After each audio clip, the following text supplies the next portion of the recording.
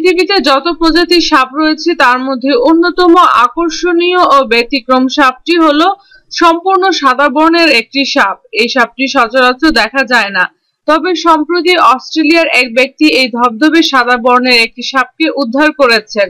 সাপটিকে আক্রমণ করেছিল একটি কুকুর, তিনি তাকে বাঁচান। এরপর সেটাকে টেরিটরি ওয়াইল্ড পার্ক নামে চিড়িয়াখানা কর্তৃপক্ষের হাতে তুলে দেন। প্রায় 31 কিলোমিটার দৈর্ঘ্যের এই চিড়িয়াখানা অস্ট্রেলিয়ার অন্যতম এক চিড়িয়াখানা, যেখানে থাকবে এই বিরল প্রজাতির সাপ। সাপটিকে এরই মধ্যে সাধারণ প্রদর্শনের জন্য রাখা হয়েছে।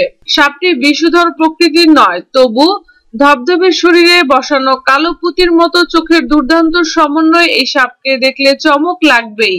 চিড়িয়াখানা কর্তৃপক্ষের বক্তব্য হলো, সাধারণত এই ধরনের সাপ খুব বেশি দিন বাঁচে না, কেননা যেহেতু তাদের গায়ের রং সাদা, তাই তাদের ক্যামোফ্লেজেরও কোনো উপায় থাকে না। সহজেই তারা শত্রুর আক্রমণের শিকার হয়। এই পরিস্থিতিতে সাপটির বেঁচে যাওয়া সত্যিই বিস্ময়কর বলে তারা জানান। যদি আমাদের ভিডিওটি আপনাদের ভালো লেগে থাকে তাহলে অবশ্যই লাইক ও কমেন্টস করার অনুরোধ রইল। ধন্যবাদ।